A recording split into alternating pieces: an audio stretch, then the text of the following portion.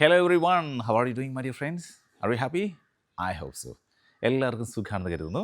അപ്പോൾ ഇന്നത്തെ സെഷനിൽ നമ്മുടെ ഡെയിലി ലൈഫിൽ ഉപയോഗിക്കുന്ന ഒരുപാട് സെൻറ്റൻസുകൾ നമുക്ക് പഠിക്കാൻ പോവുകയാണ്. ഓക്കെ, എൻ്റെ കൂടെ അജയ് ഉണ്ട്. അജയ് ചെറിയൊരു പരിപാടിയിലാണ്, കാർ വാഷ് ചെയ്യാൻ. അജയ് വാഷ് ചെയ്തുകൊണ്ടിരിക്കുക അല്ലേ? ഓക്കെ, കാർ വാഷ് ചെയ്തുകൊണ്ടിരിക്കുകയാണ്. അജയൻ്റെ പുതിയ വണ്ടിയാണ് കേട്ടോ. ഓക്കെ, ആ വണ്ടിയൊക്കെ അടിപൊളിയായിട്ടുണ്ട്. എങ്ങനെയുണ്ട് വണ്ടി ഓടിച്ച് നോക്കിയിട്ട് സെറ്റ് അല്ലേ? അപ്പോൾ അജയ് വണ്ടി കാർ വാഷ് ചെയ്യാണല്ലോ. ഇപ്പോൾ ഞാൻ എൻ്റെ വണ്ടി വാഷ് ചെയ്യിപ്പിച്ചു എന്ന് എങ്ങനെയാണ് പറയാം? കാർ വാഷ് ചെയ്യിപ്പിച്ചു. അതായത് നമ്മളിപ്പോൾ ഒരു സർവീസ് സെൻ്ററിലൊക്കെ കൊണ്ടുപോയിട്ട് വണ്ടി വാഷ് ചെയ്യില്ലേ? പെട്ടെന്ന് ഒരാൾ പറയാൻ എന്താ വെച്ചാൽ കാർ വാഷ് ചെയ്യും, ഐ വാഷ് മൈ കാർ എന്ന് പറഞ്ഞാൽ എന്താ അർത്ഥം? ഞാൻ വാഷ് ചെയ്യുന്നത്. ഇപ്പോൾ കഴുകിപ്പിച്ചു അജയ് വാഷ് ചെയ്യുന്നല്ലോ ഞാൻ ചോദിക്കുന്നത്. കഴുകിപ്പിച്ചു അതാണ്. അപ്പോൾ നമ്മളൊരു സംഭവം ചെയ്യിപ്പിച്ചു. ഞാൻ എൻ്റെ മുടി വെട്ടിച്ചു, അങ്ങനെ പറയല്ലേ? കാർ വാഷ് ചെയ്യിപ്പിച്ചു. അപ്പൊ ഞാൻ എൻ്റെ മുടി വെട്ടിച്ചു എന്ന് പറഞ്ഞാൽ ഞാനാണ് മുടി വെട്ടി. ഐ കട്ട് മൈ ഹെയർ എന്ന് പറഞ്ഞാൽ എന്താ അർത്ഥം? ഞാൻ വെട്ടി. അപ്പൊ ഞാൻ തന്നെ കത്രി എടുത്തിട്ട് മുടി വെട്ടി, അങ്ങനെ പോകും. അതുപോലെ ഇപ്പൊ Ajay I washed my car എന്ന് പറഞ്ഞാല് ഞാൻ കഴുകി. അജയ് കഴുകുന്നതായി പോകും. പക്ഷെ ഇവിടെ അതല്ല വേണ്ടത്. അജയ് ഒരു സ്ഥലത്ത് പോയി കഴുകിപ്പിച്ചു. ഇങ്ങനെ ചെയ്യുന്നതിൽ സിമ്പിളായ ഒരു കാര്യം നിങ്ങൾ യൂസ് ചെയ്താൽ മതി. Got. I got my car washed. ശ്രദ്ധിക്കേണ്ട കാര്യം ഇതാണ്, വാഷ്ഡ് എന്ന് വേണം. അപ്പോൾ ഇവിടെ നിങ്ങൾ ഗോട്ട് ഉപയോഗിച്ചില്ല, എന്നാൽ പിന്നെ വാഷ് മതി എന്ന് വിചാരിക്കരുത്. കഴിഞ്ഞു പോയ കാര്യത്തെ പറ്റിയാണ് പറയുന്നത്. അപ്പോൾ I got my car washed പറഞ്ഞു നോക്കി. യെസ്. അപ്പോൾ നിങ്ങളൊന്ന് പറഞ്ഞു നോക്കുക. I got my car washed, I got my bike washed, എന്ത് വേണമെങ്കിലും പറയാം. ഓക്കെ, നിങ്ങളൊരു കാര്യം ചെയ്യിപ്പിച്ചു. ഇപ്പോൾ ഞാൻ എൻ്റെ മുടി വെട്ടിച്ചു. ഹെയർ ഡ്രസ് ചെയ്യുന്നത് നമ്മൾ പറയാറില്ലേ? നീ ഇവിടെ പോയതായിരുന്നു? ഞാൻ എൻ്റെ ജസ്റ്റ് ഒന്ന് മുടി വെട്ടിച്ചു, ഞാൻ അങ്ങനെ പോയതാണ്. അപ്പോൾ അങ്ങനെ പറയുന്ന സമയത്ത് I got my hair cut. അപ്പോൾ അങ്ങനെ കട്ടിൻ്റെ V2 വേണ്ടേ? കഴിഞ്ഞ കാര്യമല്ലേ? വേണ്ട. കട്ട് മൂന്നും കട്ട് തന്നെയാണ്. മറ്റേത് വാഷ്ഡ് എന്നല്ലേ പറയാം. ഇവിടെ കട്ട് പുട്ട് ഇതൊക്കെ എങ്ങനെയാ പോകുക? ഓക്കെ, അപ്പോൾ ഇവിടെ I got my hair cut. ഞാൻ എൻ്റെ കാർ വാഷ് ചെയ്യിപ്പിച്ചു. I got my car washed. പറഞ്ഞു നോക്കുക, ഉറക്കെ പറയണം കേട്ടോ. നമ്മുടെ കൂടെ ഉറക്കെ പറഞ്ഞാലാണ് നിങ്ങൾക്കുള്ള അവസരമാണ്. നിങ്ങൾ ഉറക്കെ പറയണം. I got my car washed. ഞാൻ എൻ്റെ മുടി വെട്ടിച്ചു. I got my hair cut. Clear?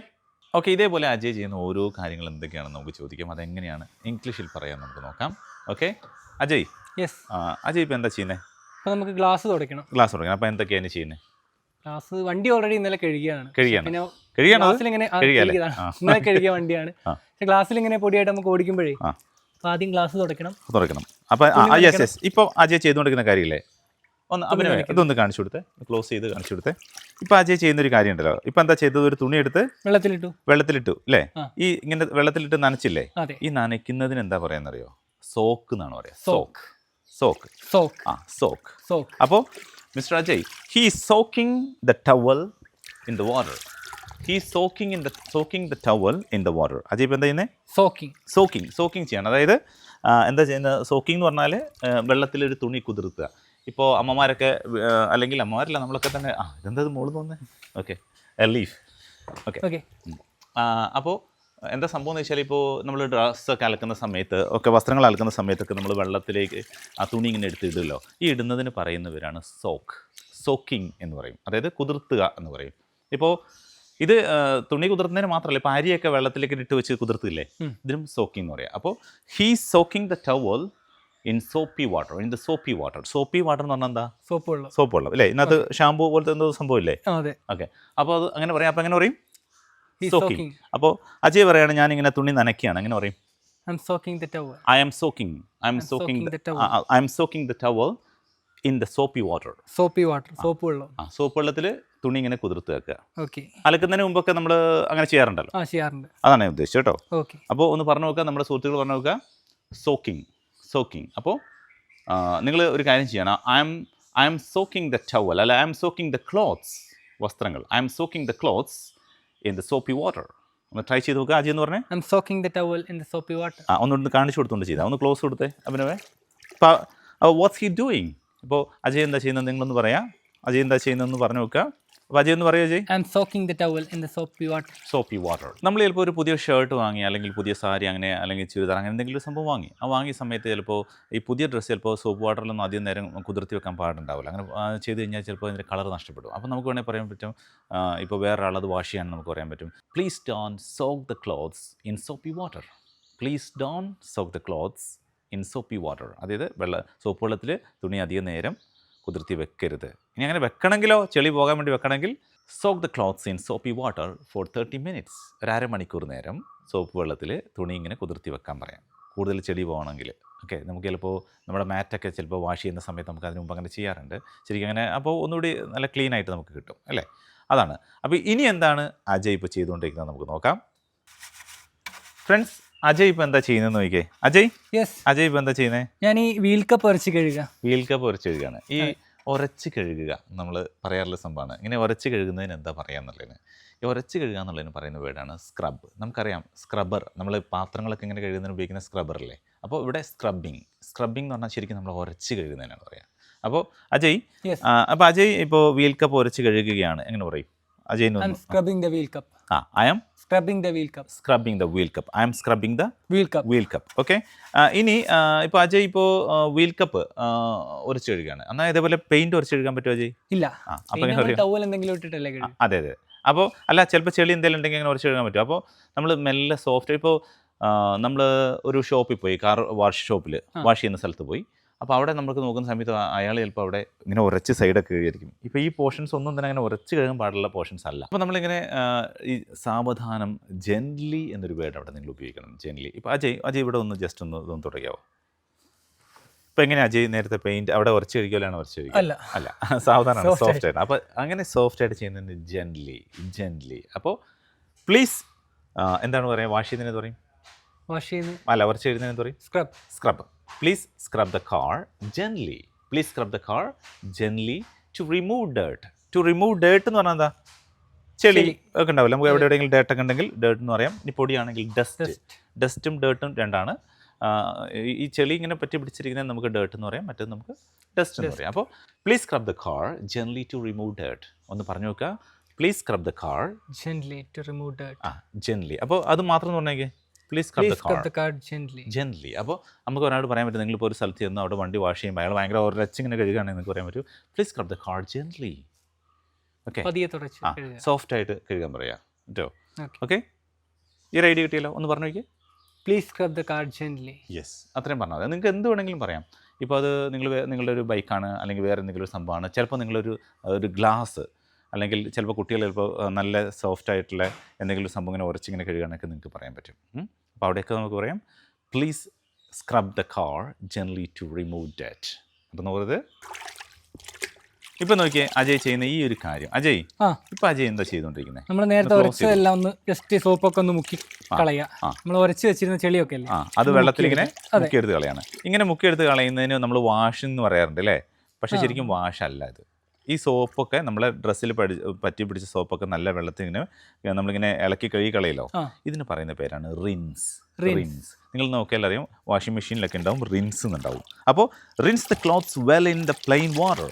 അതായത് റിൻസ് ദ ക്ലോത്ത്സ് എന്ന് പറഞ്ഞാൽ നമ്മളെന്താ പറയുക, ക്ലോത്ത്സ് ഇങ്ങനെ വെള്ളത്തിൽ മുക്കി ഇങ്ങനെ എടുക്കുകയാണ്. അതിൽ എന്താ പറയുക, സോപ്പൊക്കെ പോകാൻ വേണ്ടിയിട്ട്. അപ്പോൾ rinse the clothes well in plain water.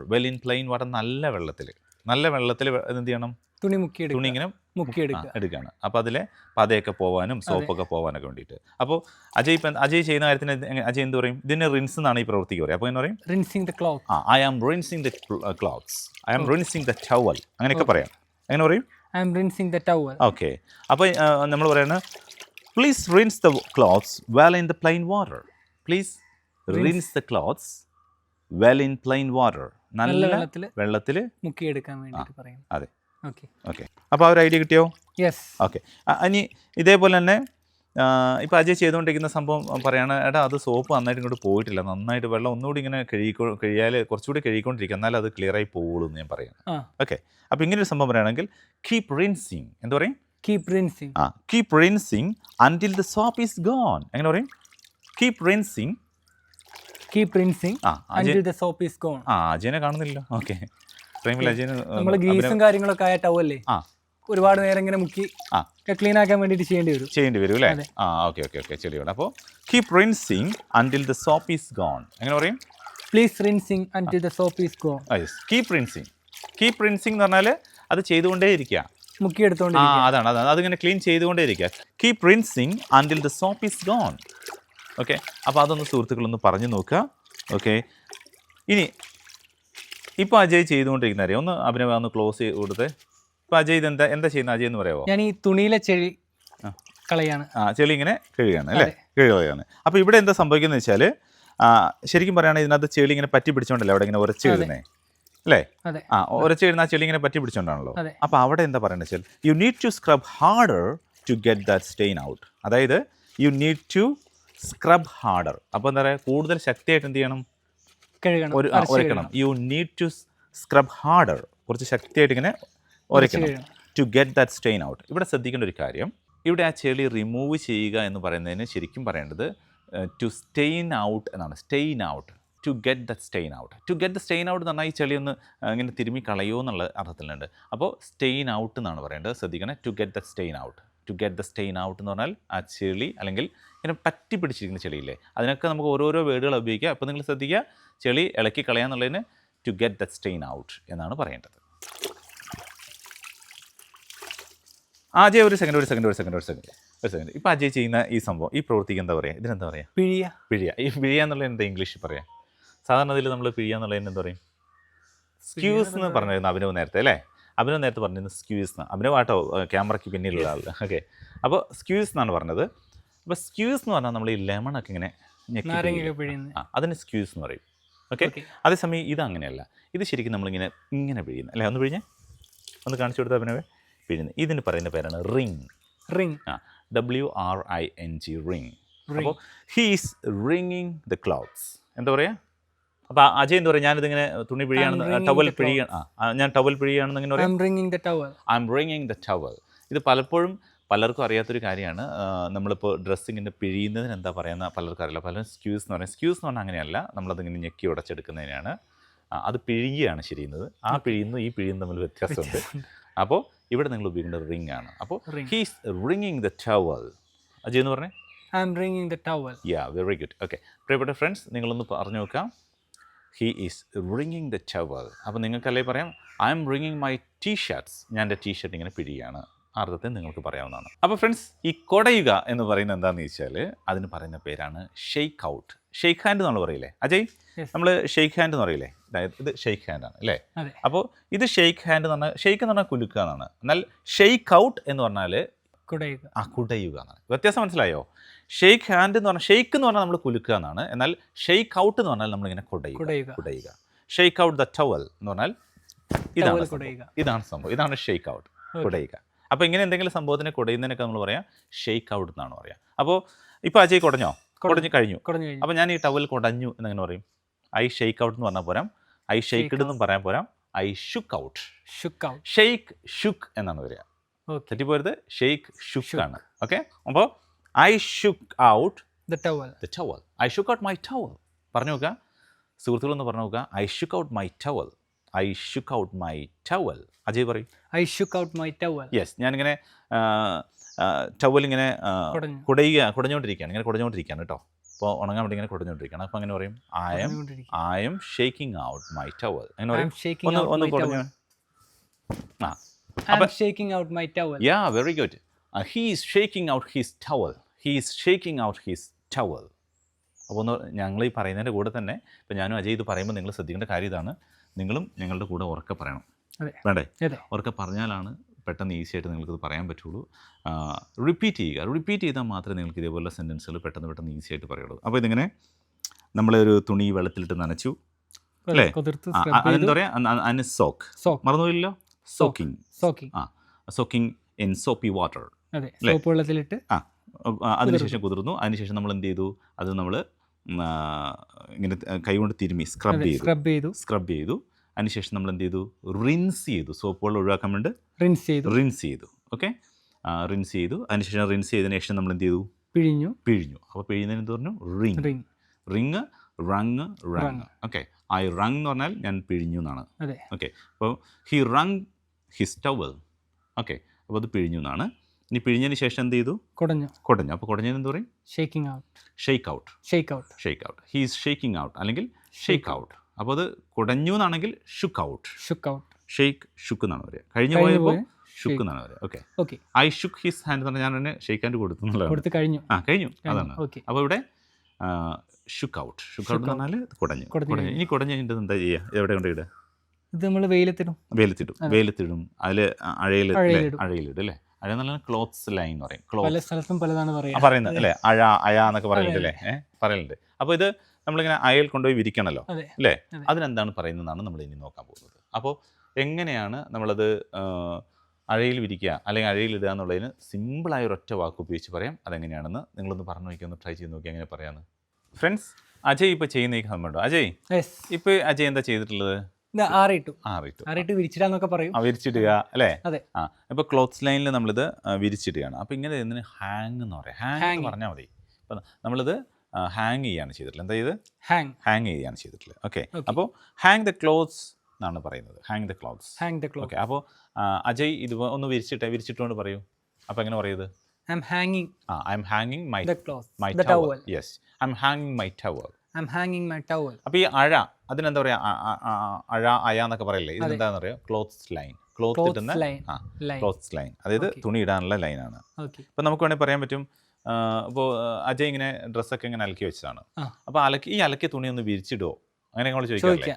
അല്ലെങ്കിൽ എന്നെ ഈ അലക്കിയ തുണി ഒന്ന് വിരിച്ചിടാൻ എന്നെ ഒന്ന് സഹായിക്കുമോ എന്നൊക്കെ ചോദിക്കുകയാണെങ്കിൽ can you help me hang the laundry എന്നാണ് പറയുക. ലോണ്ട്രി എന്ന് പറഞ്ഞാൽ നമുക്ക് അറിയാലോ, ലോണ്ട്രി സർവീസ് ഇല്ലേ നമ്മൾ? അതെ. അപ്പോൾ ഇവിടെ അതിൻ്റെ അർത്ഥം അലക്കിയ തുണി എന്നുള്ള അർത്ഥമല്ല.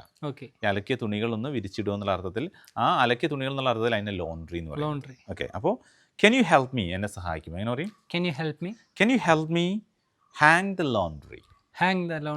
ഒന്ന് പറഞ്ഞു നോക്കിയേ. Can you help me hang the laundries? Yes. ഒന്നുകൂടി പറയാം. Can you help me hang the laundries? Yes. എന്നിട്ട് ഇനി എന്നിട്ട് നോക്ക്. എന്നിട്ട് അതെങ്ങനെ പറയും? ഇത് ഇടുന്നതിന് എന്ത് പറയും?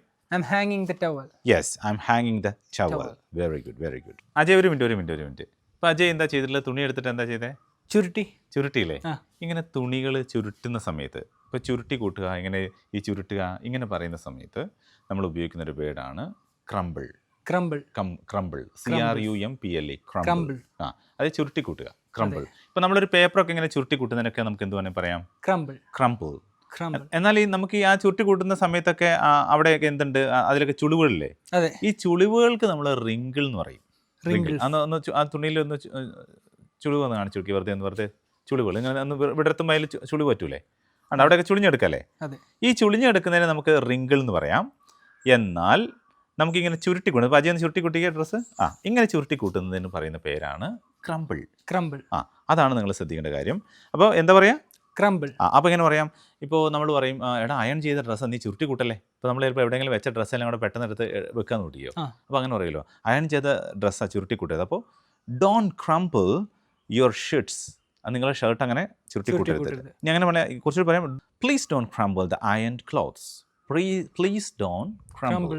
അതായത് നിങ്ങൾ അങ്ങനെ ചെയ്തത് ചുരുട്ടി കൂട്ടരുത്. Ironed clothes. അയൺ ചെയ്ത ക്ലോത്തുകൾ ചുരുട്ടി കൂട്ടരുത്. അപ്പോൾ എങ്ങനെ പറയും? Please don't crumble ironed clothes. Please don't crumble ironed cloth. Ironed clothes.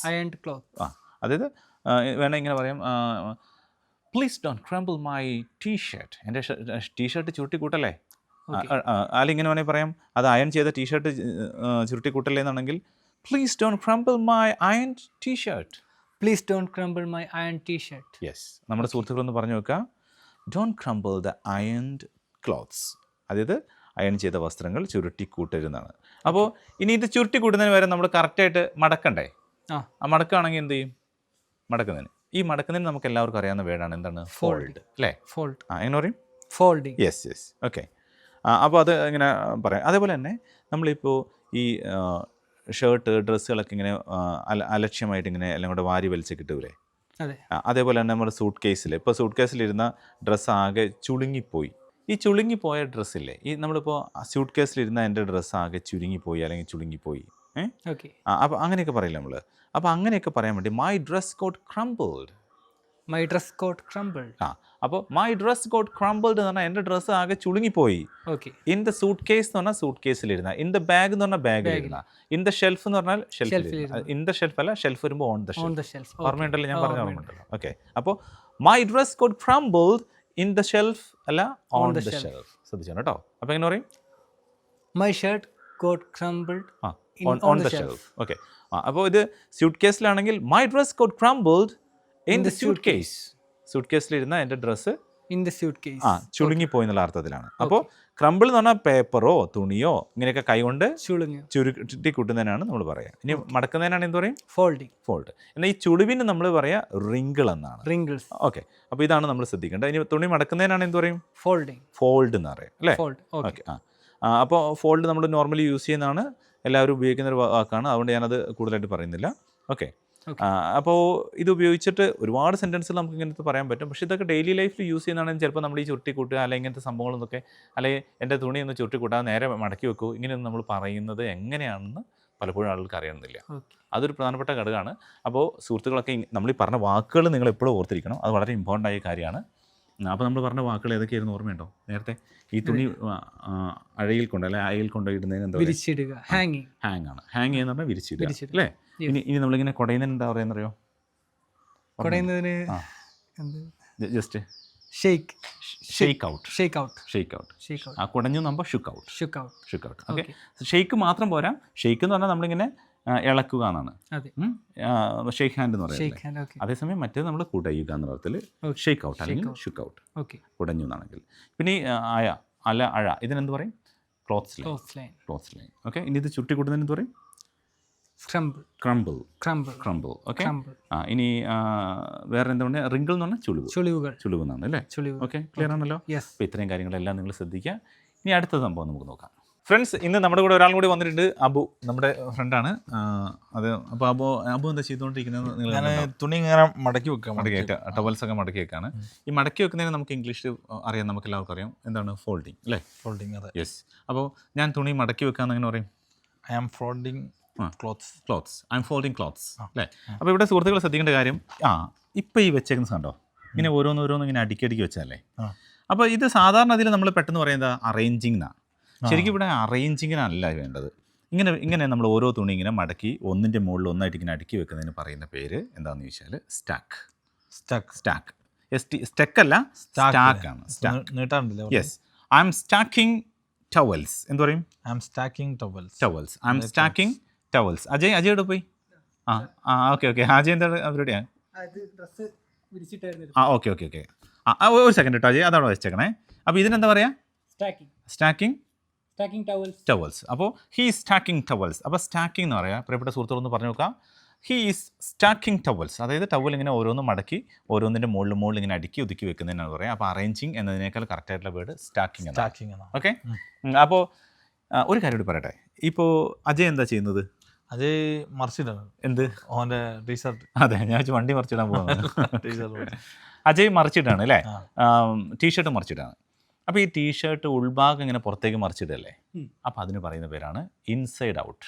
Ajay ഇങ്ങോട്ട് വരും കാണിച്ചു. Inside out. അജയ് ഒന്ന് മറിച്ചിട്ടേ. ടീഷർട്ട് ഇതാ. ഇപ്പോൾ ഈ ഉൾഭാഗം ഇങ്ങനെ പുറത്തേക്ക് മറിച്ചിടുന്നതിന് പറയാം ഇൻസൈഡ് ഔട്ട്. യെസ്. ഓക്കെ. അപ്പോൾ നമുക്ക് വേണമെങ്കിൽ പറയാം, mister Ajay, you are wearing your T-shirt inside out. അതായത് നിങ്ങളുടെ ടീഷർട്ട് മറിച്ചാണല്ലോ ഇട്ടത്. നമ്മളൊക്കെ അങ്ങാടി എത്തി കഴിഞ്ഞാൽ അറിയാം. ഇത് പ്രത്യേകിച്ച് ചില ടീഷർട്ടിനൊക്കെ ഇങ്ങനെ ഇതൊക്കെ അറിയില്ല. ഇതിന്റെ സ്റ്റിച്ച് അറിയുന്നുണ്ട്, സാധാരണ ചിലത് അറിയില്ല. അപ്പോൾ അതിനെന്താ പറയാ? ഉൾഭാഗം പുറത്തേക്ക് ഇടുന്നതിന് ഇൻസൈഡ്. ഇപ്പോൾ നമ്മൾ പോക്കറ്റ് ഒക്കെ ഇൻസൈഡ് ഔട്ട് ചെയ്യാൻ പറയും അല്ലേ? അതുപോലെ before washing please inside out your shirts. അതായത് വാഷ് ചെയ്യുന്നതിന് മുമ്പ് എന്ത് ചെയ്യണം? ഷർട്ട് തിരിച്ചിട്ടിട്ട് കാണണം. അതായത് നമുക്ക് സോപ്പൊക്കെ തേക്കുമ്പോൾ ഉൾഭാഗത്ത് തേച്ചാൽ അല്ലെങ്കിൽ ചിലപ്പോൾ ക്ലോത്ത്സ് കൂടുതലായിട്ട്. അതുപോലെ നമ്മൾ ആറിടുമ്പോൾ പിന്നെ വെയിൽ കൂടുതൽ തട്ടി നരയ്ക്കാതിരിക്കാനൊക്കെ.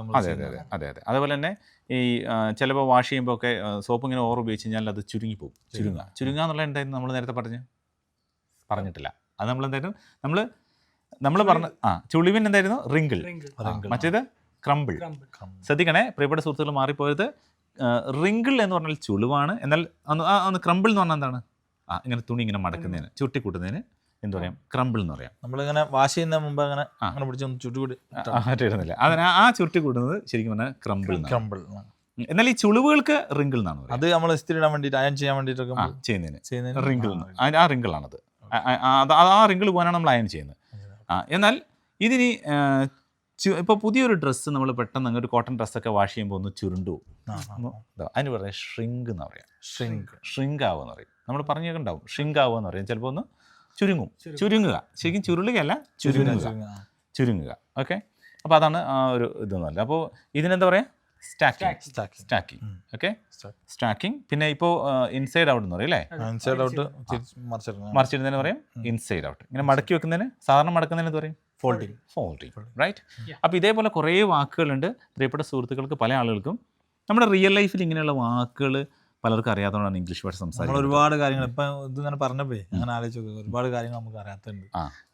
ഇങ്ങനത്തെ ഇതൊക്കെ ഡെയിലി യൂസ് ചെയ്യുന്ന സംഭവങ്ങളാണ്, നമ്മൾ അറിയില്ല. അതാണ് നമ്മുടെ റിയൽ ലൈഫിൽ, ഡെയിലി ലൈഫിൽ യൂസ് ചെയ്യുന്ന ഇതുപോലുള്ള വാക്കുകളാണ് പലപ്പോഴും കൺഫ്യൂഷൻ ഉണ്ടാക്കുന്നത്. എന്നാൽ പല ആൾക്കാർക്കും ഒരുപാട് വലിയ വലിയ വാക്കുകളൊക്കെ അറിയാം.